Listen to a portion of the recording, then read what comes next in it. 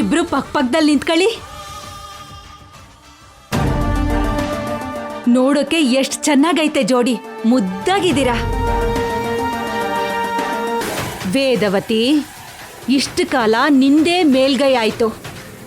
ಈವಾಗ ನನಗೂ ನಿನ್ನ ಜೊತೆ ಸಮಾನವಾದ ಗೌರವ ಸಿಗ್ತೈತೆ.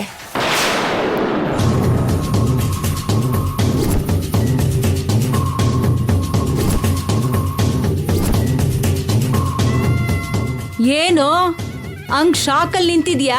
ಒಂದ್ಸಾರಿ ನನ್ ಕೆನ್ನೆಗ್ ಜೋರಾಗಿ ಹೊಡಿಯಕ್ಕ. ಯಾಕೋ? ಹೊಡಿಯಕ್ಕೆ ಹೇಳ್ತೀನಿ.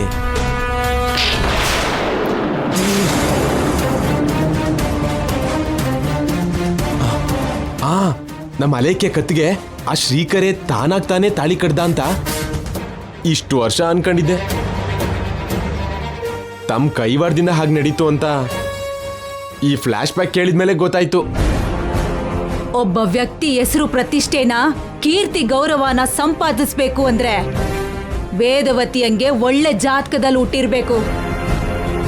ವೇದವತಿಯಂಗೆ ಎಷ್ಟೋ ವರ್ಷದಿಂದ ದೇವರ ಸೇವೆಯಾಗೆ ಮುಳುಗಿರ್ಬೇಕು. ನನ್ನಂತವಳಿಗೆ ಅಷ್ಟು ತಾಳ್ಮೆ ಇಲ್ಲ. ಹಂಗಿದ್ದಾಗ ಏನ್ ಮಾಡ್ಬೇಕು? ಗೌರವ ಇರೋ ಜಾಗದಾಗೆ ಸಂಬಂಧ ಬೆಳೆಸಿದ್ರೆ ಅವರ ಗೌರವ ನಮಗೂ ಕೂಡ ಬರ್ತೈತೆ. ಅದಕ್ಕೆ ಕಣೋ ನನ್ನ ಮಗಳನ್ನ ಆ ಮನೆಗೆ ಸೊಸೆ ಮಾಡ್ಬೇಕು ಅನ್ಕೊಂಡೆ. ಅದಕ್ಕೆ ಕಣೋ ಹಾಗೆ ತಾಳಿ ಕಟ್ಸಿದ್ದು. ತುಂಬಾ ಚೆನ್ನಾಗಿ ಯೋಚನೆ ಮಾಡಿದ್ಯಾಕ, ಅದ್ರಲ್ಲಿ ಅನುಮಾನನೇ ಇಲ್ಲ. ಅಲ್ಲಿವರೆಗೂ ಚೆನ್ನಾಗೇ ಇದೆ. ಮತ್ತೆ ನಮ್ಮ ಅಲೇಖ್ಯ ಕತ್ತಲ್ಲಿರ್ಬೇಕಾಗಿ ತಾಳಿ ಅಲ್ಲಿ ಮರದ್ಮೇಲೆ ಯಾಕೆ ನೇತಾಡ್ತಾ ಇದೆ? ಅದಾದ್ಮೇಲೆ ಏನ್ ನಡೀತು? ಆ ಘಟನೆ ನಡೆದು ತುಂಬಾ ವರ್ಷ ಆಯ್ತಲ್ವಾ? ಮತ್ತ ಅವನಿಗೆ ಮದುವೆ ಆಗದೆ ಇರುತ್ತಾ? ಆ ವಿಷಯಗಳು ಮಾತ್ರ ನಂಗೂ ಗೊತ್ತಿಲ್ಲ ಕಣೋ. ಅವನ್ ಎಲ್ಲಿದ್ದಾನೋ, ಮದುವೆ ಆಗಿದೆಯೋ ಇಲ್ವೋ ಅಂತ ವಿವರಗಳು ನನಗೂ ಕೂಡ ಗೊತ್ತಿಲ್ಲ. ಅವನೇ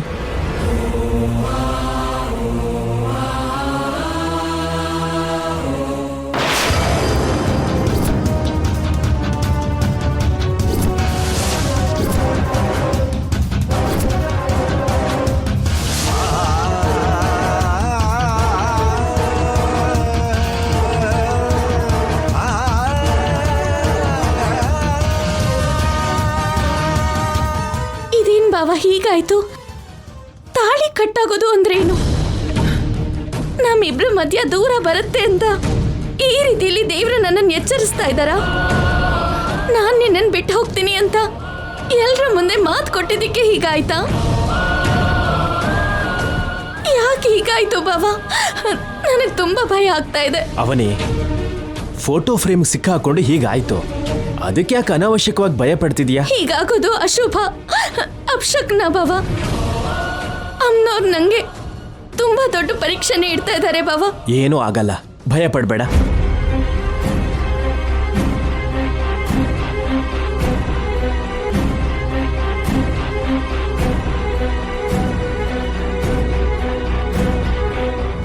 ಅದಕ್ಕೆ ಅಂತಾರೆ ಅವಸರಪಟ್ಟು ಕೆಲವು ಮಾತುಗಳನ್ನ ಕೊಡಬಾರ್ದು ಅಂತ.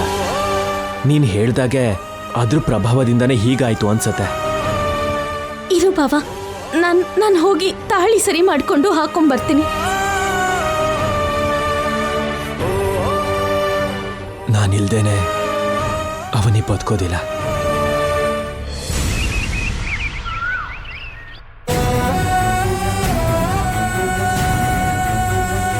ಅಕ್ಕ ಅಕ್ಕ, ಏನ್ ಯೋಚನೆ ಮಾಡ್ತಿದ್ಯಾ? ಕ್ಲೈಮ್ಯಾಕ್ಸ್ ಏನ್ ನಡೀತು ಹೇಳು. ಶ್ರೀಕರ್ ಅಲೇಖ್ಯಂಗ್ ತಾಳಿ ಕಟ್ಟಿದ್ಮೇಲೆ ಆ ತಾಳಿ ದೇವಸ್ಥಾನದ ಮುಂದಿರೋ ಮರಕ್ಕೆ ದೃಷ್ಟಿಗೊಂಬೆ ಹಾಗೆ ಯಾಕೆ ನೇತಾಡ್ತಿದೆ? ಹಾಗಾಗೋದು ಕಾರಣ ಏನು? ಕರ್ತೃ ಯಾರು?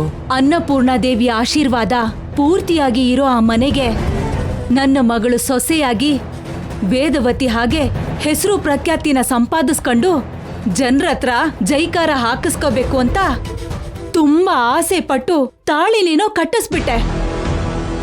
ಆದ್ರೆ ಮನುಷ್ಯರು ಒಂದು ಮಾಡಿದ್ರೆ ದೈವ ಇನ್ನೊಂದು ಮಾಡತ್ತೆ ಅನ್ನೋಂಗ್ ನಡೀತು. ತಾಳಿ ಕಟ್ಟಿಸಿದ್ಮೇಲೆ ವೇದವತಿಯವ್ರ ಮುಂದೆ ಕರ್ಕೊಂಡೋದೆ.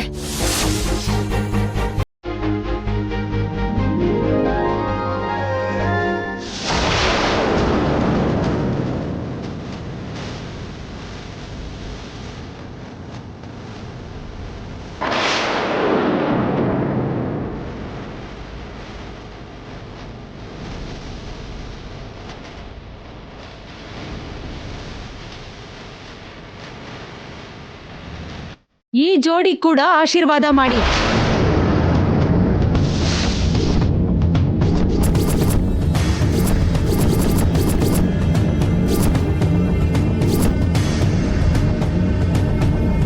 ನಿಮ್ ಮಗ ನನ್ನ ಮಗಳನ್ನ ಮದ್ವೆ ಆಗಿದ್ದಾನೆ.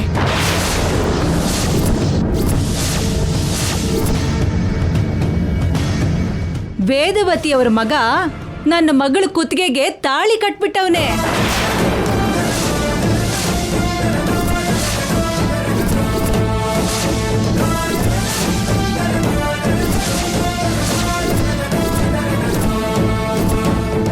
ಏನ್ ಮಾತಾಡ್ತಿದ್ಯಾ ರುದ್ರಾಣಿ? ಇಲ್ಲಿ ನೀವು ಇವ್ರ ಮದುವೆ ಮಾಡಿಸ್ತಿರ್ಬೇಕಾದ್ರೆ ಅದೇ ಮುಹೂರ್ತದಾಗೆ ನಿಮ್ಮ ಮಗ ನನ್ನ ಮಗಳನ್ನ ಮದುವೆ ಮಾಡ್ಕೊಂಡ ಅಂತ ಹೇಳ್ತೀವ್ನಿ.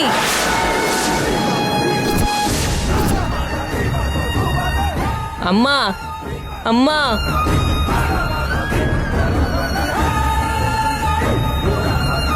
ನಿಮ್ಮ ಮಗ ನನ್ನ ಮಗಳಿಗೆ ಗಂಡ ಆಗೋಗಿದ್ದಾನೆ. ನನ್ನ ಮಗಳು ನಿಮ್ಮ ಮನೆ ಸೊಸೆ ಆಗೋದ್ಲು. ಏನೇನೋ ಮಾತಾಡ್ಬೇಡ ರುದ್ರಾಣಿ. ನಾನೇನು ತಮಾಷೆ ಮಾಡ್ತಿಲ್ಲವಾ, ನಡೆದಿದ್ದೇ ಹೇಳ್ತಾ ಇವ್ನಿ. ನಾನ್ ಹೇಳಿದ್ದು ನಿಜಾನೋ ಅಲ್ವೋ ನನ್ನ ಮಗಳನ್ ಕೇಳಿ. ಹೌದು ಆಂಟಿ, ಶ್ರೀಕರ್ ನನ್ಗೆ ತಾಳಿ ಕಟ್ಟಿದ್ದಾನೆ. ಶ್ರೀಕರ್ ಅವರು ಹೇಳಿದ್ದೆಲ್ಲ ನಿಜನೇನಪ್ಪ? ಅಂದ್ರೆ ನಾವು ನಾಟಕ ಆಡ್ತಿದೀವಿ ಅಂತನಾ ನಿಮ್ ಉದ್ದೇಶ? ನೀನ್ ಸ್ವಲ್ಪ ಸುಮ್ಮನಿರಮ್ಮ. ಏನೋ ನೀನ್ ಆ ಹುಡುಗಿ ಕುತ್ತಿಗೆಗೆ ನಿಜವಾಗ್ಲೂ ತಾಳಿ ಕಟ್ದ? ಕೇಳ್ತಿರೋದು ನಿನ್ನೇ ಹೇಳೋ. ಕಟ್ದೆ ಅಪ್ಪ.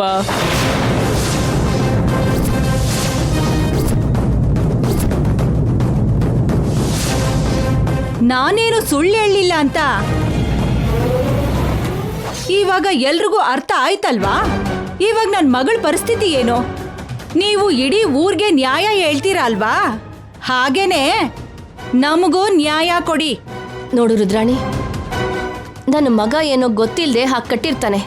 ಚಿಕ್ಕ ಹುಡುಗ ಅಲ್ವಾ? ಗೊತ್ತಿಲ್ದೇ ಇರೋ ವಯಸ್ಸೇನು ಅಲ್ಲ, ಗೊತ್ತಿದ್ದೇ ಕಟ್ಟಿದಾನೆ.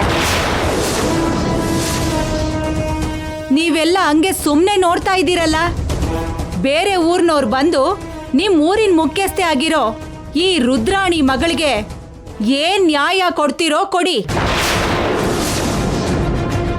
ನೀವೇನಂತೀರ ಪುರೋಹಿತ್ರೆ? ಇವಾಗ ಕೂಡ ನೀವು ವೇದವತಿಯವ್ರ ಪರವಾಗೇ ಇದ್ದೀರಾ? ಅದು ಹೇಗಿರ್ತೀನಮ್ಮ?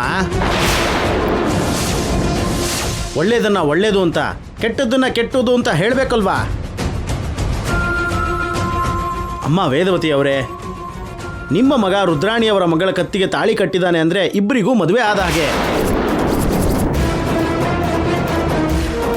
ಹೌದು ವೇದವತಿಯವರೇ, ಸಂಪ್ರದಾಯಕ್ಕೆ ಬೆಲೆ ಕೊಡೋ ನಿಮಗೆ ಇಂಥ ವಿಷಯಗಳು ಗೊತ್ತಿಲ್ಲದೆ ಇರೋದೇನಲ್ಲ. ನೀವೇ ಧರ್ಮದ ಪರವಾಗಿ ಮಾತಾಡಿ. ನಿಮ್ಮನೆಯವರಾದ್ರೂ ಬೇರೆಯವ್ರ ಮನೆಯವರಾದ್ರೂ ಒಂದೇ ಥರ ಇರಬೇಕಲ್ವಾ? ಈ ವಿಷಯದಲ್ಲಿ ನಿಮ್ಮ ನಿರ್ಧಾರ ಏನು ಅಂತ ಹೇಳಿ. ಏನಿದೆ, ರುದ್ರಾಣಿ ಮಗಳನ್ನ ವೇದವತಿಯವ್ರ ಸೊಸೆಯಾಗಿ ಮನೆ ಕರ್ಕೊಂಡು ಹೋಗ್ಲೇಬೇಕು. ಅದೇ ಅಲ್ವಾ ಮತ್ತೆ? ಯಾವಾಗಲೂ ನಡಿಬೇಕಾಗಿರೋ ಮದುವೆ ಈ ವಯಸ್ಸಲ್ಲೇ ನಡೆದಿದೆ. ರುದ್ರಾಣಿ ಅವರು ಕಳಿಸ್ಕೊಳ್ಳೇಬೇಕು. ಅದೇಗಾಗುತ್ತೆ? ನನ್ನ ಮನೆ ಸೊಸೆ ಆಗೋಳ್ಗೆ ಕೆಲವು ಅರ್ಹತೆಗಳಿರ್ಬೇಕು. ನನ್ನಂತ ಜಾತಕ ಹೊಂದಿರಬೇಕು. ನೀನು ನಿನ್ನ ಮಗಳ ಜಾತಕದ ಬಗ್ಗೆ ಹೇಳು. ನನ್ನ ಮಗಳದು ಸಿಂಹರಾಶಿ, ಆಶ್ಲೇಷ ನಕ್ಷತ್ರ, 4ನೇ ಪಾದ, ಭಾನುವಾರದ ದಿನ ಮಾಘ ಮಾಸದಲ್ಲಿ ಹುಟ್ಟವಳೆ.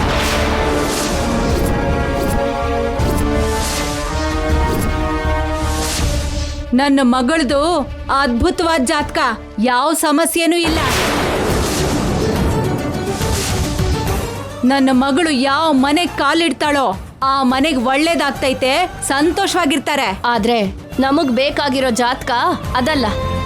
ಭರಣಿ ನಕ್ಷತ್ರ, ಮೇಷರಾಶಿ, 4ನೇ ಪಾದ, ಕಾರ್ತಿಕ ಮಾಸ, ಶುಕ್ರವಾರದ ದಿನ ಜನಿಸಿರೋ ಹುಡುಗಿನೇ ನನ್ನ ಮನೆ ಸೊಸೆಯಾಗಿ ಬರಬೇಕು.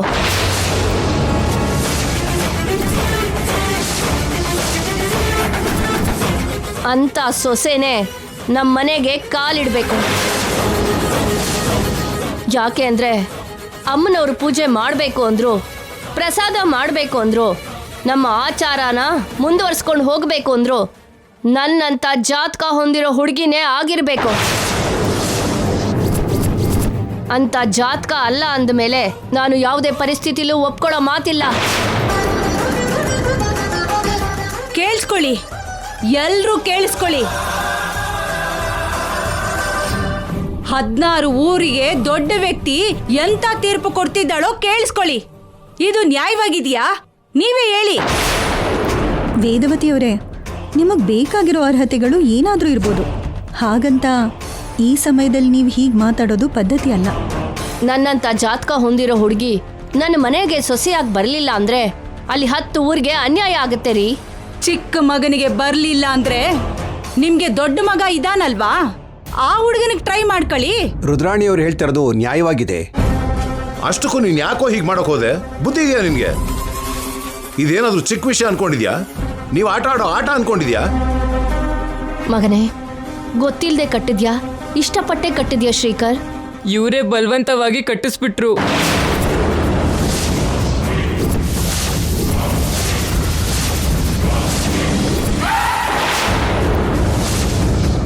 ಇವರೇ ಭಯ ಪಡಿಸಿ ಕಟ್ಸಿದ್ದು.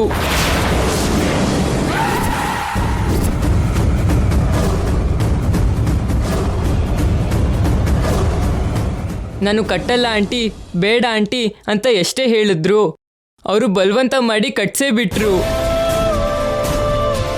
ಅಮ್ಮ, ಇದರಲ್ಲಿ ನನ್ನ ತಪ್ಪು ಏನೂ ಇಲ್ಲ ಅಮ್ಮ, ನಿನ್ಮೇಲೆ ಆಣೆ ಅಮ್ಮ.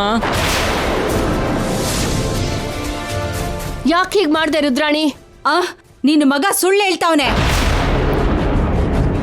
ನೀವೇ ಸುಳ್ಳು ಹೇಳ್ತಿದ್ರ ಆಂಟಿ? ನಾವೆಲ್ಲ ಅಲ್ಲಿ ಆಟ ಆಡ್ತಿದ್ರೆ ಈ ರುದ್ರಾಣಿ ಆಂಟಿ ಬಂದು ನಿಮ್ ಶ್ರೀಕರ್ ಕೈಯಿಂದ ಬಲವಂತವಾಗಿ ತಾಳಿ ಕಟ್ಸಿದ್ರು. ಹೌದು, ನಿಮ್ಮ ಮಗ ತುಂಬ ಭಯ ಪಡ್ಕೊಂಡ್ಬಿಟ್ಟಿದ್ದಾನೆ. ಆದ್ರೆ ಈ ಆಂಟಿ ಅವನ್ನ ಫೋರ್ಸ್ ಮಾಡಿದ್ರು, ತುಂಬಾನೇ ಭಯ ಪಡಿಸ್ಬಿಟ್ರು. ಇದು ಮದ್ವೆ ಆಟ ಅಲ್ಲ, ನಿಜವಾಗ್ಲೂ ಮದ್ವೆ ಮಾಡ್ತೀನಿ ಅಂತ ಹೇಳಿದ್ರು. ಬುದ್ಧಿ ಇದೆಯಾ ನಿನ್ಗೆ? ಹಾಗೆ ಮಾಡೋದು ಪದ್ಧತಿನ?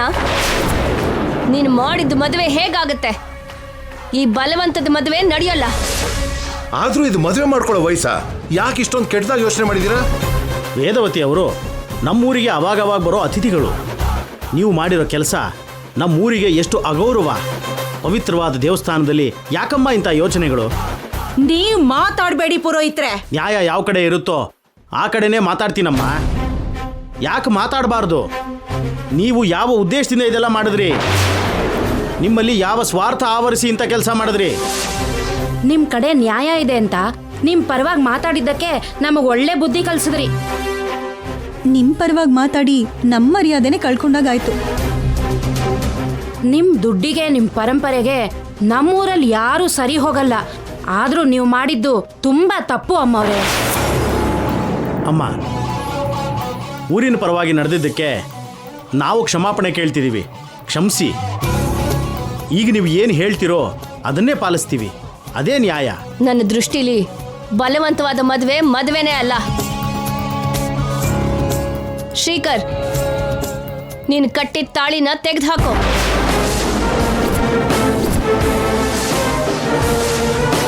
ಹುಡುಗಿ ಕತ್ತಲ್ಲಿರೋ ತಾಳಿನ ತೆಗಿ ಅನ್ನೋದ್ರಿಂದ ನನ್ನ ಗೌರವಕ್ಕೆ ಭಂಗ ಬರೋದಿಲ್ಲ. ಯಾಕೆಂದ್ರೆ ನಡೆದಿದ್ರಲ್ಲಿ ನಿನ್ನ ಕಪಟ ಬುದ್ಧಿ ಏನೋ ಇದೆ. ಶ್ರೀಕರ್, ಮೊದಲು ಆ ತಾಳಿ ತೆಗಿ.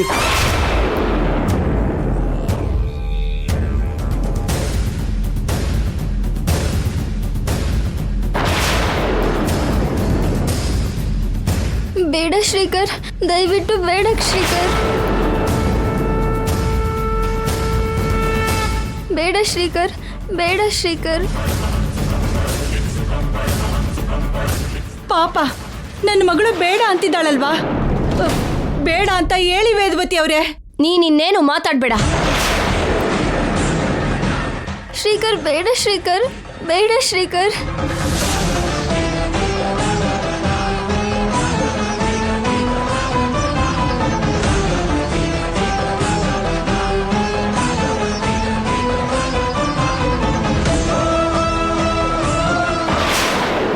ಬೇಡ ಶ್ರೀಕರ್. ಶ್ರೀಕರ್, ಬೇಡ ಬೇಡ ಶ್ರೀಕರ್, ಬೇಡ.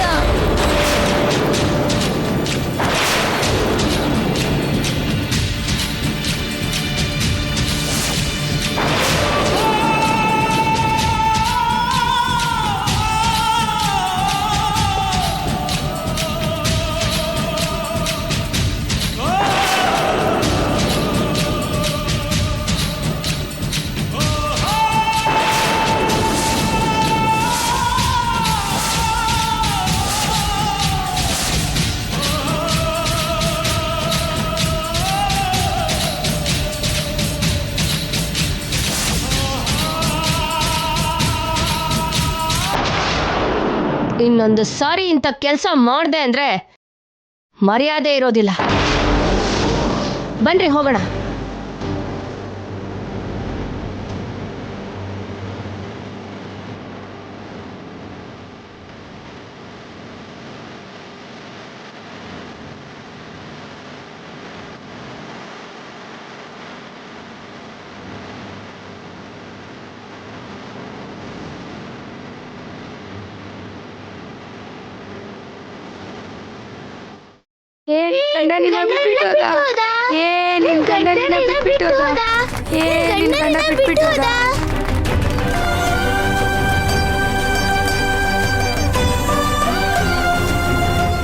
ನೀವೆಲ್ಲ ನಮ್ಮ ಊರ್ನವ್ರಾಗಿದ್ದು ನನಗ್ ಸಪೋರ್ಟ್ ಮಾಡ್ದೇನೆ ಎಲ್ಲಿಂದಾನೋ ಬಂದಿದ್ದ ಆ ವೇದವತಿಗೆ ಸಪೋರ್ಟ್ ಮಾಡ್ತೀರಾ? ನನ್ನ ಮಗಳಿಗೂ ನನಗೂ ಎಂತ ಅವಮಾನ ನಡೀತಿದ್ರು ನೀವೆಲ್ಲ ನಗ್ತಾ ನಿಂತಿದ್ದೀರಾ? ನಿಮ್ಗೆಲ್ರಿಗೂ ನಾನು ಕೊಡೋ ಶಿಕ್ಷೆ ಏನ್ ಗೊತ್ತಾ? ನನ್ನ ಮಗಳಿಗೆ ಮದುವೆ ಆಗೋವರೆಗೂ ಈ ಊರಲ್ಲಾಗ್ಲಿ ಈ ದೇವಸ್ಥಾನದಲ್ಲಾಗ್ಲಿ ಯಾರಿಗೂ ಮದುವೆ ನಡಿಬಾರ್ದು. ನನ್ನ ಮಗಳಿಗೆ ಆಗಿರೋ ಅವಮಾನನ ಆ ದೇವ್ರು ಕೂಡ ನೋಡ್ತಾ ಗೊಂಬೆ ಹಾಗೆ ಇದ್ದಿದ್ದಕ್ಕೆ ಆ ದೇವ್ರಿಗೆ ಕೂಡ ಶಿಕ್ಷೆ ಕೊಡ್ತಿದ್ದೀನಿ. ಇವತ್ತಿನಿಂದ ದೀಪ ಧೂಪ ನೈವೇದ್ಯ ಇರಬಾರ್ದು.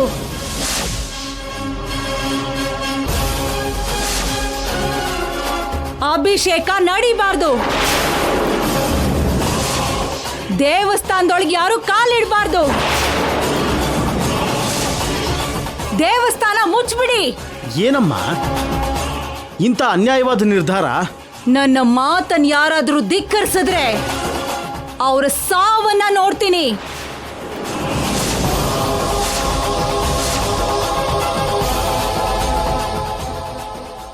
ಎಲ್ರೂ ಹೊರಗಡೆ ನಡೀರಿ.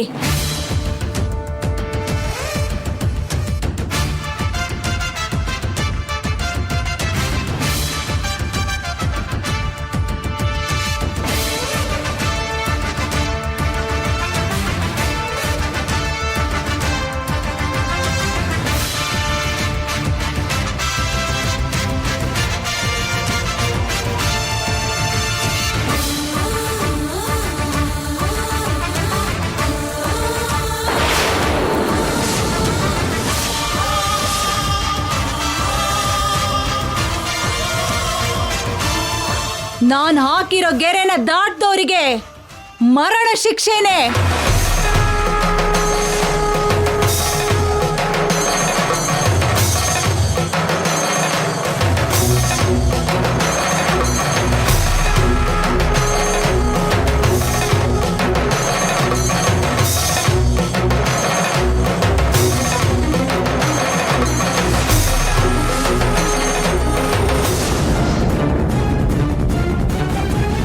ಭದ್ರಾ, ಲೇ ಭದ್ರಾ,